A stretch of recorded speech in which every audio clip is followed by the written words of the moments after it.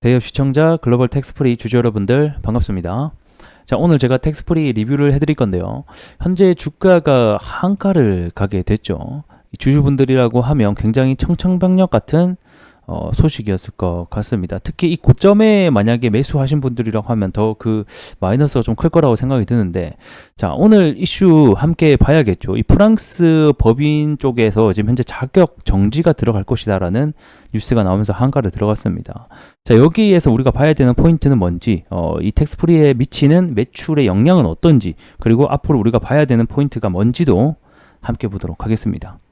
자, 처음 보시는 분들도 있기 때문에 이 텍스프리의 사업 구조를 간단하게만 보게 되면 이제 부가세 환급이라고 해서 이제 외국인 관광객이 만약에 내국에 들어와서 뭐 물품 구입하고 나면 부가치세를 결국 소비자에게 환급해주고 그거에 대한 일정 수수료를 먹고 사는 회사다라고 보시면 됩니다. 그래서 이거 말고도 화장품을 사업을 영위하고 있는데 대부분의 매출은 이 부가세 환급에서 나오고 있기 때문에 우리가 지켜봐야 될 부분은 뭐 물론 환급세도 저기 화장품도 있겠지만 이 부가세 관련된 이 수수료 관련된 부분이 굉장히 이 회사에게는 비즈니스 모델이다라고 보시면 좋을 것 같습니다. 자, 내용 함께 보도록 하겠습니다. 자, 글로벌 텍스프리 프랑스 사업 철수 위기라는 제목과 함께 뉴스가 나오면서 오늘 하락의 가장 큰 원인이 됐습니다. 자, 이 글로벌 텍스프리 같은 경우에는 이 내수에서도 이 환급 사업을 하고 있지만 글로벌적으로 다양하게 사업을 확대해 나가고 있는 중이죠. 그 중에 이 프랑스 법인 자회사가 있습니다. 이 회사 같은 경우에는 2018년도에 현지 기업인 심플리 텍스프리라는 기업을 인수를 했고요. 지분 75%를 확보를 해서. 자, 그리고 22년도에 나머지 추가 지분을 확보를 통해서 완전 자회사로 편입한 회사라고 보시면 좋겠습니다.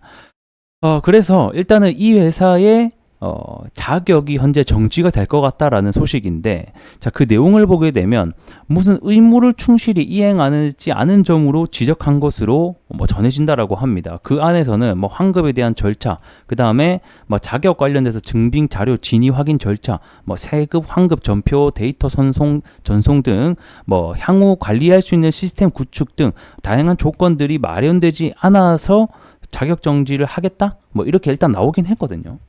그래서 일단 제가 봤을 때는 제가 보는 조사에 따르면 이 프랑스 사법 당국이 이 사후 그 면세점을 가맹점들이 여러 가지가 있는데 거기에 세금 탈루 혐의를 조사를 하는 과정에서 이 가맹점이나 법인 회사의 과실 그리고 성간주의 의무라고 있거든요. 요거를 위반하는 여부가 발견이 됐다라는 거예요. 그러니까 세금을 조사하다 보니까 뭔가 나온 거예요. 그러다 보니까 이거를 프랑스 정부 관할에게 사업 자격 정지를 예고를 했고, 그리고 이게 결국에는 법인 회사로 들어갔다라고 보시면 좋겠죠. 그래서 이 성간주의 의무 이게 뭐냐? 그러니까 이 사회적 지위, 그 다음 종사하는 직업에서 일반적으로 요구되는 주의를 기울여야 할 것을 의미하는데, 뭐 간혹 우리가 얘기하면 선생은 학생을 가르쳐야 되는 의무가 있고, 감독은 이 감독자의 역할로서 이 밑에 있는 지휘를 해야 되는 역할, 이런 각자의 맡은 역할에 대한 그 본분이 있을 거 아니에요.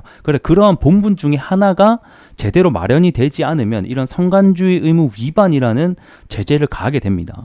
뭐 우리 글로벌 텍스프리 같은 경우에는 뭐 여러 가지가 있겠죠. 이런 시스템 뭐 구축 조건이라든가 뭐 증빙 사료 자료에 대한 부분이라든가. 그래서 이런 부분 때문에 결국에는 지금 자격 정지의 위기에 놓여 있다라고 보시면 좋을 것 같습니다.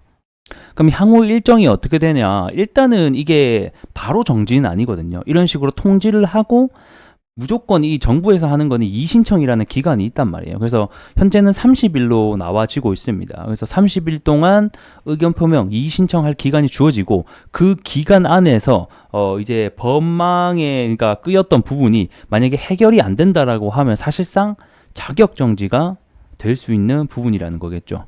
그래서 현재는 이 프랑스 법인이 정확하게 어떤 거를 지적을 했는지가 제가 봤을 때는 회사에서 좀 공시를 할 필요가 있는 것 같아요. 구체적으로 이런 상황에 대해서 우리가 지금 조건을 충족하지 못했고, 그리고 이런 부분을 뭐 30일 이내로 지적한 부분을 충족할 거다, 뭐 이런 식으로 나와야 되는데, 일단은 뭐 소명 자료를 제출할 것이다라고 회사 측에서는 밝혔는데 구체적으로 어떤 부분이 문제가 되는지는 아직 나오고 있지 않습니다. 그래서 추후에 공시를 통해서 조금 해결이 됐으면 좋겠는데, 우리에게 남은 기간은 일단은 현재 30일이 될 것 같습니다. 이 기간 동안 뉴스 측 이제 회사 측에서 이런 부분을 해결을 했으니 좀 기다려 보자 뭐 이런 식의 어떤 대응이 나온다라고 하면 다시 한 번 더 주가가 올라갈 수 있을 것 같고, 만약에 30일이 지나는 기간 동안 아무런 대응이 없다라고 하게 되면 주가는 계속해서 좀 빠질 수 있는 부분도 우리가 생각을 해봐야 될 것 같습니다.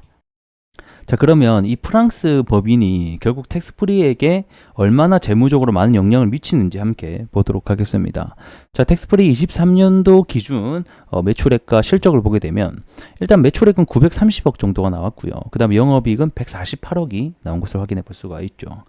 프랑스 법인 같은 경우에는 매출액이 117억이 나왔고요. 그 다음에 영업이익 같은 경우에는 약 50억 정도가 나왔습니다. 그래서 텍스프리의 매출 비중을 보게 되면 한 12% 정도 되려나요? 12%, 13%뭐 정도 될 것 같고요. 영업이익은 30%에 육박을 하는 아주 중요한 사업지 중에 하나인 것을 우리가 확인해 볼 수 있죠. 자, 이 말인 즉슨 만약에 여기에서 매출이 향후 안 나오게 된다라고 하면 아무래도 기업의 밸류가 낮아질 수 있는 아주 악영향을 끼칠 수가 있는 것이고, 특히 영업이익 부분에서는 30%나 영향을 미치고 있었던 아주 중요한 사업지 중에 하나였기 때문에 그거에 대한 영향을 이번에 주가에 좀 많이 악영향을 받게 됐다라고 보시면 좋을 것 같습니다. 그래서 이 프랑스 해외 법인 같은 경우에는 다른 해외 법인 중에 가장 높은 성과를 거둔 것 중에 하나이기도 했거든요. 그래서 이 유럽 지역 사업의 핵심 사업부 중에 하나였습니다. 그렇기 때문에 굉장히 많은 악영향을 미치지 않았나 이렇게 좀 보고 있습니다. 만약에 이 사업부가 이 현재 글로벌 텍스프리의 매출에 크게 영향을 미치지 않는 사업부다 이랬으면 사실상 한가까지 갈 일은 아니었어요. 근데 한가를 가게 된 것은 그만큼 많은 30% 비중의 영업이익을 미치고 있는 부분이었기 때문에 향후 밸류가 낮아질 수 있다라는 시장의 판단감 때문에 주가가 하락했다 이렇게 보시면 좋을 것 같습니다. 자, 차트 함께 보면서 대응 방법 찾아보도록 하겠습니다. 자, 우선 오늘 한가를 닫았기 때문에 사실 내일 어느 정도 개파락을 하면서 시작할지는 두고 봐야 될 문제일 것 같긴 합니다.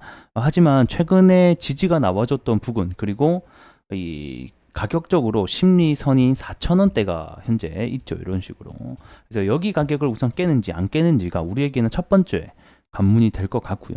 그 다음에 23년도 이 시장이 받았던 밸류를 함께 보게 되면, 자, 148억 정도 매출이 나왔을 때 주가가 4,000원대 위치를 하고 있었단 말이에요. 그리고 이번 연도 하반기 때 이렇게 주가가 많이 펌핑이 나왔는데, 사실 이거는 물론 매출 실적이 올라갈 거라는 기대감과 더불어서 이 중국 단체 관광에 대한 기대감이 어느 정도 반영이 되긴 했었습니다. 근데 제가 봤을 때 요거는 7,000원, 6,000원대는 좀 과도했었던 주가의 단기적으로 위치였던 것 같고, 대략적으로 우리가 봤었던 가격대는 23년도는 한 4,000원 초중반대가 적정 어떤 매출의 가격대가 아니었나라고, 이 중간값이죠. 여기서부터 여기까지. 현재 저는 그렇게 보고 있습니다. 그렇기 때문에 23년도에 4,500원대가 시장이 평가하는 가격대라고 한다라고 하면, 영업이익이 앞으로 만약에 정말 정지가 된다라고 하면 30% 정도 없어지는 거잖아요. 그렇게 놓고 봤을 때는 30% 가격인 한 3,000 후반, 중후반대가 까지도 내려올 수 있다는 점, 이게 시장의 23년도까지 비교했을 때의 시장 가치에 맞는 가격이 될 수도 있다는 점 참고해 주시면 좋을 것 같습니다. 자, 그러면 향후 우리가 기대감을 좀 가지고 볼 수 있는 포인트들은 뭐가 있는가, 이걸 함께 보도록 하겠습니다. 자, 24년도 기준으로 해서 현재 이 국내 관광객이 전년도 대비해서 86%나 회복을 일으키고 있습니다. 그리고 정부 역시 이 방한 관광객을 높이기 위해서 2만 명까지 올리겠다, 뭐 이런 정책도 있습니다. 그래서 그에 따라서 결국에는 관광객이 많아지면 이런 환급 관련된, 세금 관련된 부분에 있어서 텍스프리의 수혜가 예상이 되기 때문에 이런 부분을 잘 받을 수 있을지를 지켜봐야 될 것 같고요. 그리고 이 환급액 같은 경우에도 기존에 이 금액이 3만 원이었는데 이게 15,000원으로 내려갔고요. 그리고 이 즉시 환급 한도가 건별로 해서 50만 원 이랬거든요. 근데 이게 또 100만 원으로 상향이 됐단 말이에요.